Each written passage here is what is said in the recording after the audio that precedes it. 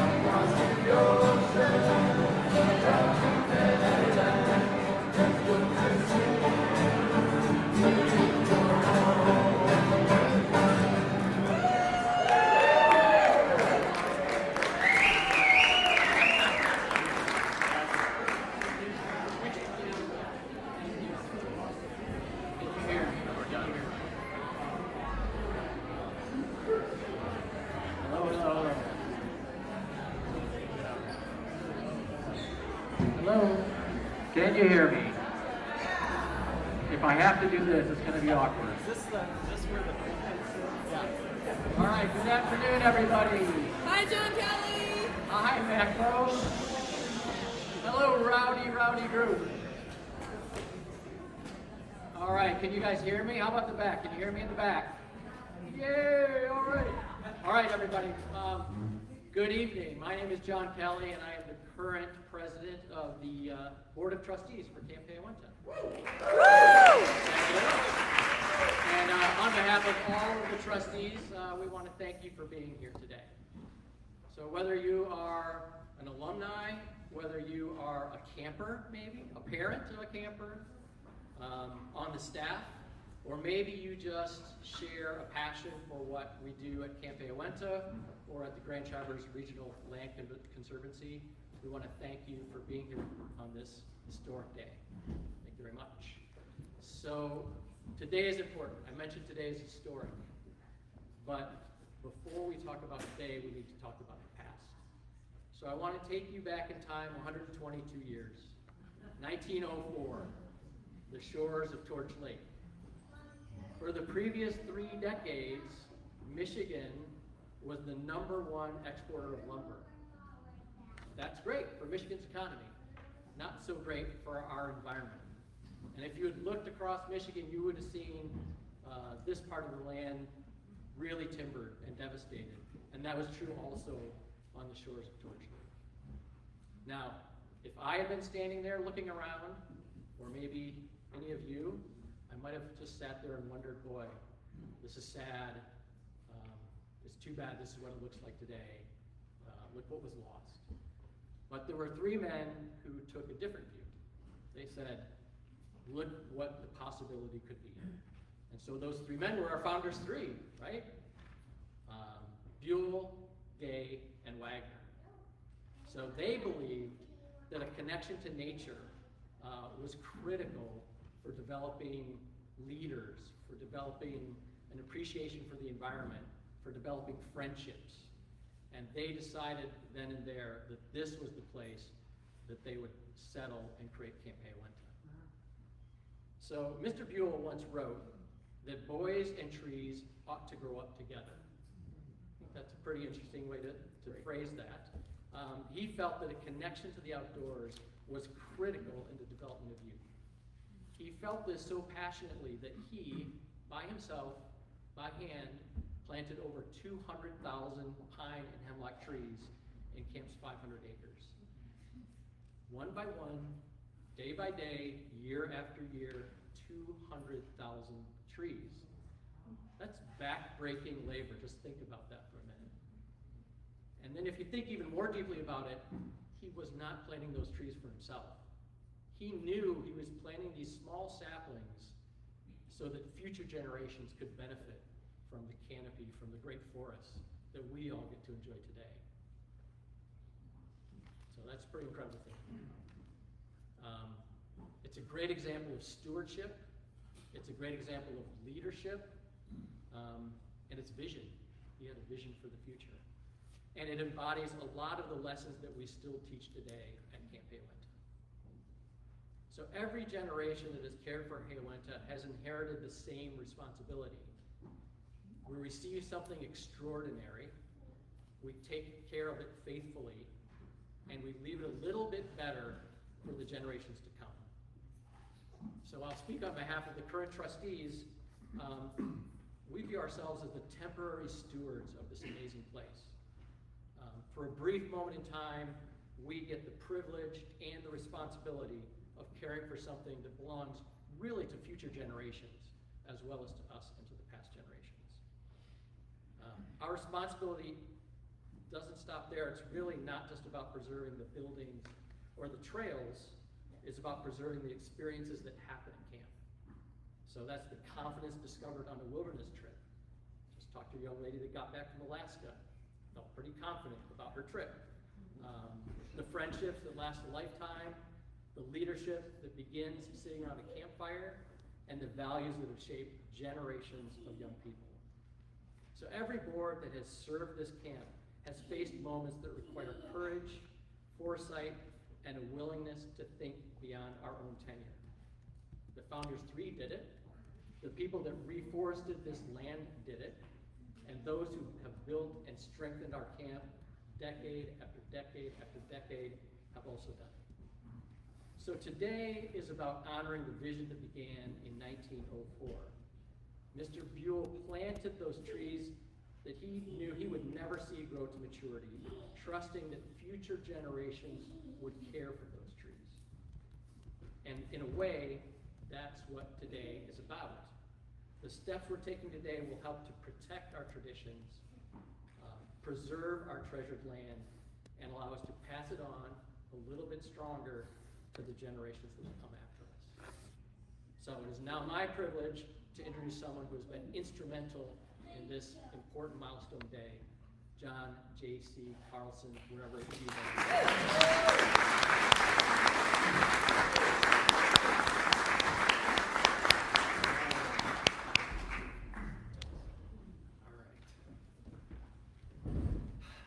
We did it.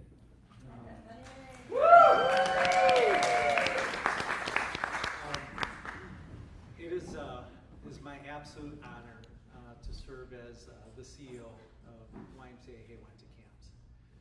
And we need the volume up a little bit. All right, I'll speak a little louder.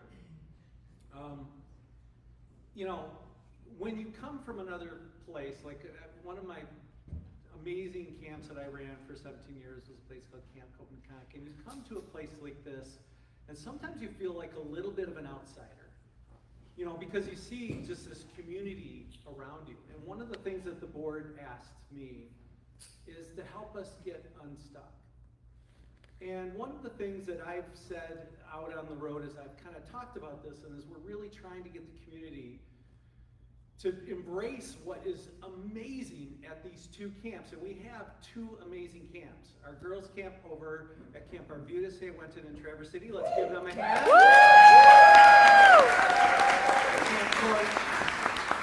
Hayo-Went-Ha over in Central Lake. The STEAM camp, we're in 2020 and we'll be celebrating our 125th anniversary over there. And I think that our people in our programs have continued to grow, the community has continued to grow, but it's coming up on 125 years of an age-old facility. And some of that deferred maintenance is catching up on us. And the economics of camp is hard right now. I used to have an umbrella of 30 million at a camp once upon a time, and now it's much smaller than that. And because camp is the economics of camp, whether when you see camps closing down all the time, but I'm here to tell you that this announcement that I'm about to make, okay, I know it's a secret. This announcement I'm about to make is a game changer for us, because you're getting us at our highest point. We feel great about where we are as an organization. We feel great that we're on our way. We've got great staff, a great plan, our great programs. We've got this wonderful mix between this wilderness adventure and these base camps that just blow us away on Torch Lake and Arbutus Lake. I mean, they're just, we're so blessed to have these properties. You know, and then I talked to the kids who went to Alaska, and I talked to Nick, the counselor, and he got teary-eyed. He's like, JC, I was 4 o'clock in the morning, it was light out, and I work kayaking, and there's orcas right next to us. And I'm just like, whoa. And then he said, then it got scary. And the guides who did a good job in risk management got them into a situation where they had to base camp for 2 days and to be safe. And you know, they said those were the 2 greatest days that we had, when it took them off plan. And then the Killarney campers who were telling me that, I mean, it sounded terrible. They were like halfway up in muck, and the canoes are over their head, and mosquitoes in there. They can't swat the mosquitoes because they're holding canoes over their head. And then every one of them together said, JC, that was the best day we had. There's a psychology to this, isn't there, to hard things? And our camps, it is not cliche that we change lives. It is not. And I'm learning it the easy way by watching you. I'm becoming part of your community. Because when I came here 2 years ago, I was like, what did you put in the bug juice here, man? There is something in the bug juice. But it is more than the land. It's more than anything we can actually try to articulate sometime, because it's the experiences that we provide and how we look out for each other, and at the same time we look out for this amazing, amazing property. And I feel like this partnership that we are developing with the Grand Traverse Regional Land Conservancy, where your mission is to preserve land and our mission is to inspire lives, what a great combination that is. I mean, that to me is something that we can build off of. And we had hard negotiations, didn't we, Glenn? But we realized, and I'm going to let Glenn maybe speak more to that, but we realized that we have something good together. And so it is my pleasure to announce that we have a signed agreement with the Grand Traverse Regional Land Conservancy to put 354 acres of our property at our Torch Lake site into a conservancy, because we are in, as Glenn says, the forever business, and this will never be developed in perpetuity.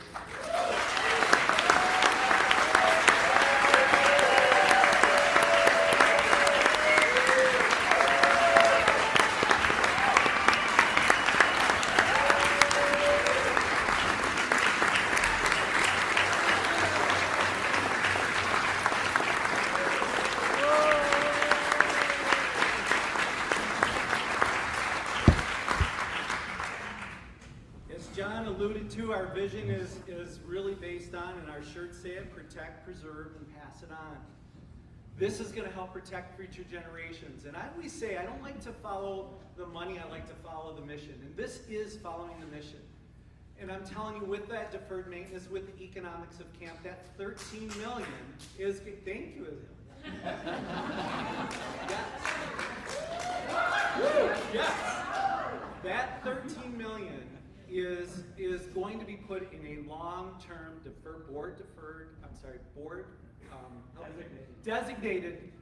designated fund. Thank you very much.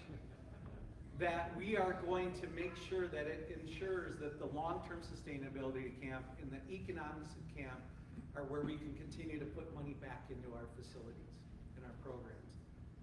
Moreover, we are here to preserve. Environmental stewardship is so important to all of us at camp. When the kids come back from the trips, they don't know how to articulate it sometimes. They're like, GC, it was just cool. The nature was cool. And they're just so excited when they get back. But I'm telling you, when teenagers are telling me when I get back to Clarny that this was life-changing, or when they experience that as Cap Drew, I wish I could have seen one day when he wakes up, or at breakfast every day when he says it's $1 million morning. And to know that vision over Torch Lake and those mornings on Arbutus, you know how special they are, right? I mean, we have just amazing, amazing properties, and we're here to really walk our talk and preserve what we believe in. And then last thing is, we're going to pass it on. That is our job. And as John so eloquently said, we are just stewards. Right now, I see it as our responsibility to make it better for the next generation. And I wish the rest would surround this, but we can build it here and let that story go out there, because that's what this is about to me. It's making sure that we are taking care of what's pure, what's strong, and what's going to literally send great young people out to the world. We do that at our camps. I feel strongly about that, and I'm proud of that. So I want to turn it over to what I consider a very good friend of mine now. Glenn and I have got to know each other. We're working together to try to we got it to this part of the finish line, check, right? Now we've got some more work to do. And I want to pass it on to Glenn, and I know that we have some others from the Conservancy here, and I'm telling you, this is a top-notch organization. As Tom said, one of the absolute best when we were talking. So it is my pleasure to introduce Glenn Chow, who's going to take it home. And Glenn, thank you so much for your partnership. We can't wait to see where this is going to take us. Thank you.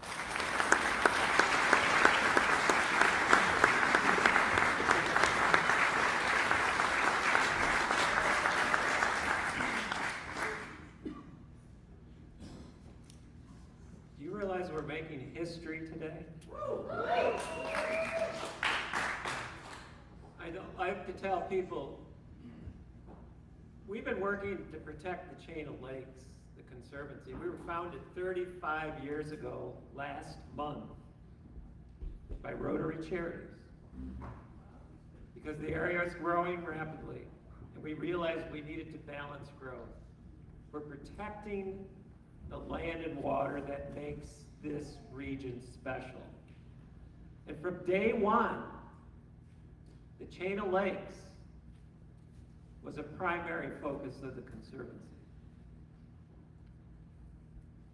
And we've always had our eye on Camp Hayo-Went-Ha. Why? It's nearly 500 acres.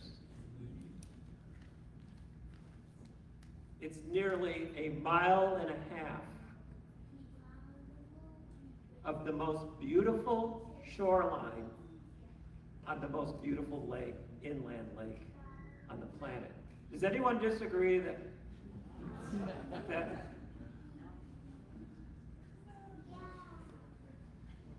and we've been talking about these experiences that have gone on for 122 years.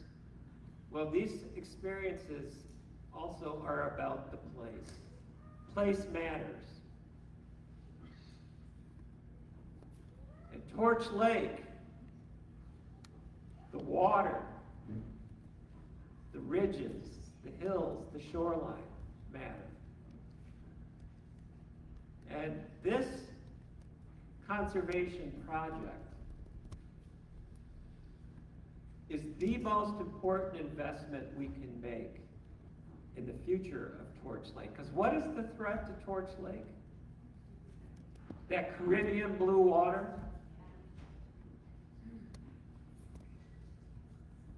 It's things, it's not exciting, but it's things like septic tanks, impervious surfaces, deforestation, runoff, nutrients. And this project, this property, is the #1 property from a conservation priority standpoint to protect.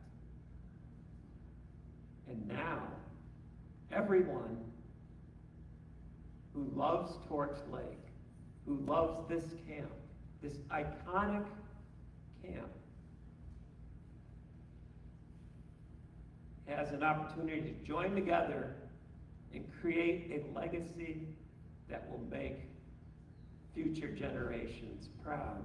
So in 125 years from this day, they'll be talking about what happened in 2026. So I want to really start by thanking the board and the staff of Camp Hayo-Went-Ha and the YMCA for your vision to join hands with the Conservancy. And it truly is a match made in heaven. So how about a round of applause for this board?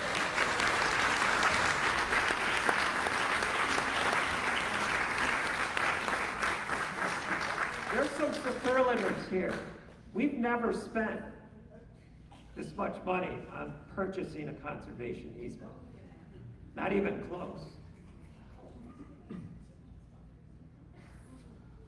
It is kind of a tall mountain to climb.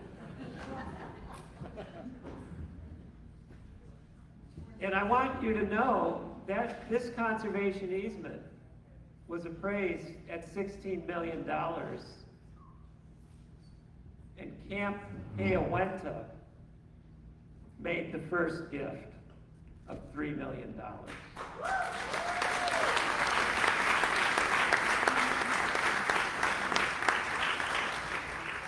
That's how committed this board is.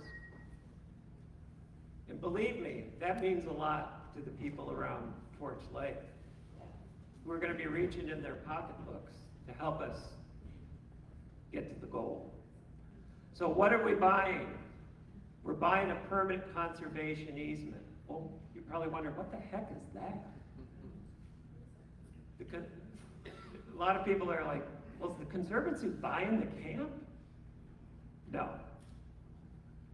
What we're purchasing, we are extinguishing the ability to carve up the camp and develop it into subdivisions. So we're extinguishing the rights for residential development or commercial development on 354 acres and 6,000 feet of soil. That map in the middle, all the cross-hatched areas, that's the areas that will be protected forever by this conservation easement. The areas that don't have the crosshatch, that's the camp zone. That's where the camp buildings are. That's where the camp activities happen every day. That area will not be encumbered by the easement so that the camp can grow and change over time. We did not want to impede that. But here's the other thing about this transaction. We also have a right of first offer. If for whatever reason, in 100 years, there was a need to sell a portion of the camp, less than 5 acres, the camp would have to come to the Conservancy first, so we could preserve it. Or, one more thing, or if there was the desire to sell a larger amount than 5 acres, half, all, we have a permanent purchase option so that it would be sold for preservation through a process that's well designed. So this YMC board is committed to protecting the entire camp forever.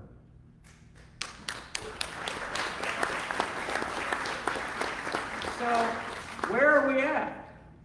Because I'm supposed to go up to Torch Lake tonight, to the Torch Lake Yacht Club.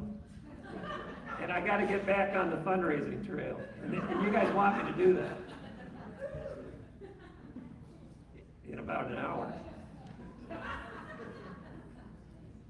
So, she's laughing. So here's where we're at. This is the public. We have just launched the public phase of our campaign to protect Hayo-Went-Ha for all time. And we set a goal in our quiet phase while we were negotiating this agreement, which we signed, JC, in April? Yeah. Of getting to $10 million. Why would you do that? Why would you secretly try to get to $10 million? And the campaign goal, by the way, is 14 and a half. 13 for the purchase, and the rest for organizational costs, and to endow the conservation easement, because we have to annually monitor it, and we have to be prepared to enforce it if there's ever a violation. That's what perpetuity is all about. So we set aside dollars for every transaction that we do. It's board policy. I get in trouble if we don't do that. So here's the news. Drum roll. In the quiet phase of this campaign, less than a year, we've raised $10 million.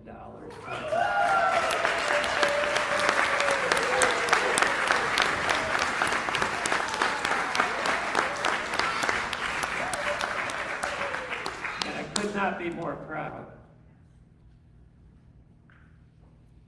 And why are people reaching deep to make stretch gifts? Number one, they want to be a part of this. Who doesn't? I like to say everyone who loves Torch Lake. Could that be everyone in this room?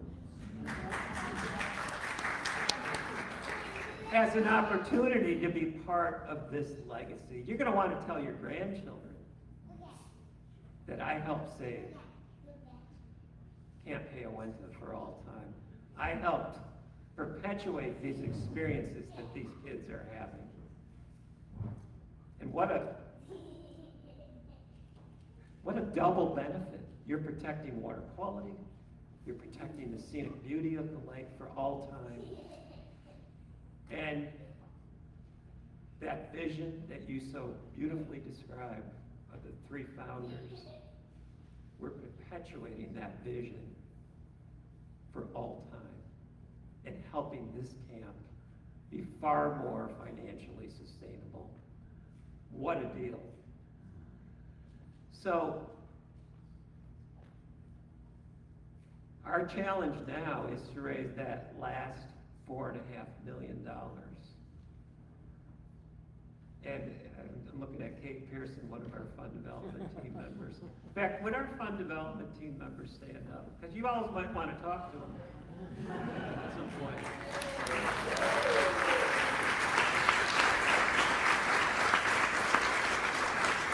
They're doing the hard work, along with Marissa, who couldn't be here, but she's here in spirit. So, our challenge, our task over the next 5 tax years, so for those of you who like to plan your philanthropy strategically, you have 5 tax years. And of course, we're encouraging people to up front, because the economy's doing well now, and so is the stock market. So, but anyways, 5 tax years, $4.5 million to go. And when we hit that goal of $14.5 million, the conservation easement goes into effect. The right of first offer and purchase option goes into effect. And you think this is a celebration tonight? Today? We're going to have one heck of a celebration.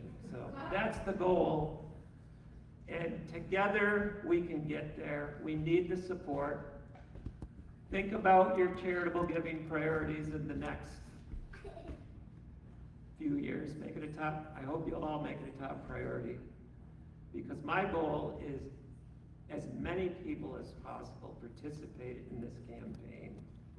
Because it's a legacy that we should all share as a community. And we're ready. So, thank you very much.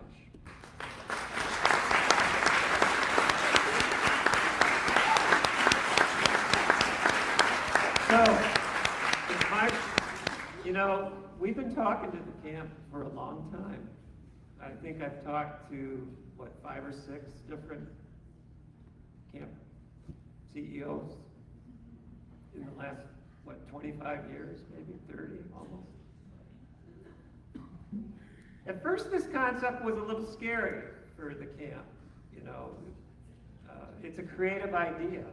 Purchase an easement, have it go into an endowment.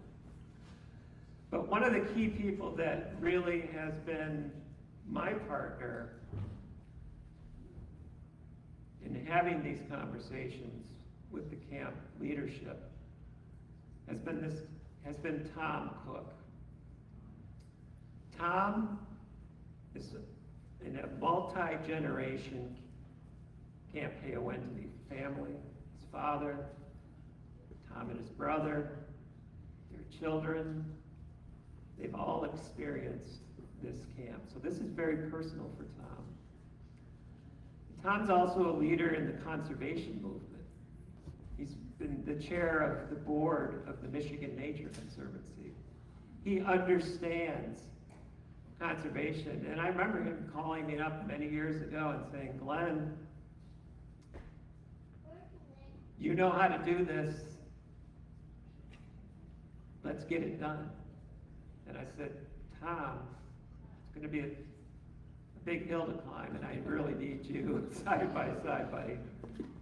So we've been working on this together. And so a couple months ago, right, JC, Tom brought the entire board of the Cook Family Foundation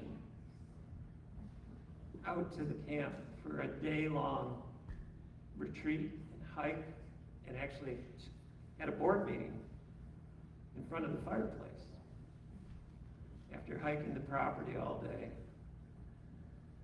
And at that board meeting, the Cook Family Foundation made their largest grant commitment in their history. It took the quiet phase from $8 million to $10 million so that we were in a position to go public today.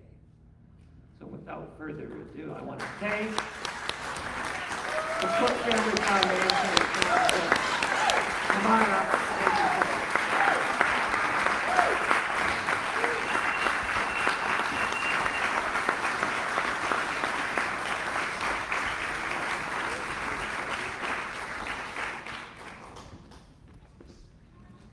Thanks, Glenn and JC and John. It's just a real honor to be here today. It was referenced, my name's Tom Cook. I'm the Executive Director of the Cook Family Foundation. But more importantly, I'm the middle of 3 generations of Camp Hayo-Went-Ha campers. I know many of you have more generations than my family, but my father, Bruce Cook, came to camp during World War II. And Glenn, your Chain of Lakes story, the trip during World War II, when gas was in short supply, the extended trip that campers took was a trip paddling across Torch Lake, carrying their canoes over to Lake Michigan, paddling up the shore to Charlevoix, paddling into Lake Charlevoix, down the arm, the East Arm, the East Jordan, and paddling up the river a little bit. And at that point, they met another group that had, with canoes, and they swapped canoes. They hiked for a little bit. Because the other, and then they got, the other group had gone out of camp, gone down to Clam River, up into Lake Bel Air, and then down through the chain of lakes, and had gotten a truck ride over to the headwaters of the Jordan and paddled down. So that was the extended trip during World War II. My dad went on that trip. I was fortunate, my brother Paul and I were fortunate to be campers in the 1970s here, and then extra fortunate in the late 90s, my wife Anna, who's here, and our 2 children, Gus and Abby, started coming to family camp at Torch Lake. I know I should be wearing the green shirt, I'll put one on afterwards, but I dug out my family camp shirt from the 100th anniversary of camp, which we were there for, my parents were there for, and it was a significant event. But camp changed my life, changed the life of our family significantly. And before my father passed away in 2022, my wife Anna was so smart as to encourage him to make a video about his motivations in being a philanthropist. And if you go to our website on the history section, you can hear my father talking about his experiences, the 3 things that he felt really shaped his life, being in the Navy, going to the University of Michigan, and the first thing he said that shaped his life was going to Camp Hayo-Went-Ha. You'll hear him confess that I was a lonely child growing up, and it was at camp where it was the first time I felt like I really belong. It helped shape my life. And it also shaped my life and the life of my family. And I could tell you a lot of stories about the camp experiences that changed my father's life, that changed my life and others in the family. I could talk about the people who shaped us. Many of them are here today. The lessons we learned about relationships, the friendships we made for life, the challenges we faced, the challenges we overcame by working together. And I know many of you have similar stories about your experience at camp as well. But our focus today is really on the place that is camp. And I want to talk about the Torch Lake site that we all love, that it has shaped me and my father and my family. And like many of you, the lessons we learned from camp are intertwined with the site. The historic buildings, the A field, the cabins, the trees, the dining halls, the boathouse, the bush, the chapel, the cedar tangle, the point, and of course, Torch Lake. And you cannot, I think, separate the personal experience of being at camp from the place that you are at camp. We know that that's true at Arbutus. I think it's true probably at other camps, but we know that Camp Hayo-Went-Ha on Torch Lake is an extraordinary place, a special place, a powerful place. You all know that. And for me, camp was the place that first taught me that we really are a part of nature. Not separate from nature, but an integral part of nature. And Camp Hayo-Went-Ha is one of those rare places where the landscape, the trees, the water, the buildings, and the people all work together, are all one, and all work together for a purpose. And that purpose is nature. Something around that purpose, there's something there about our purpose that we discovered, I know that I discovered, first at Camp Hayo-Went-Ha. And we know that the world is changing, and we know that the world isn't always changing for the better. We had to move inside today because of some of the changes that are happening in the world right now. And we're aware of those changes, and those changes challenge us, but those changes motivate us to do more, because we know that nature, we know that Camp Hayo-Went-Ha is part of what we need to deal with our changing world. And we need Camp Hayo-Went-Ha and what it represents now more than ever. Glenn talked about the camp and where it fits in to the region. JC and others talked about the building, but I want to talk just a little bit again about the people at camp. Let's think about the young people that are at camp right now, the young men who are at Torch Lake, the young women who are at Camp Arbutus.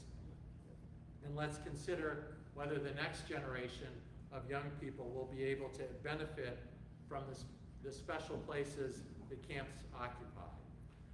Grand Traverse Regional Land Conservancy, which really is, and as Glenn said, I've worked in conservation in the state of Michigan for 20-some years now.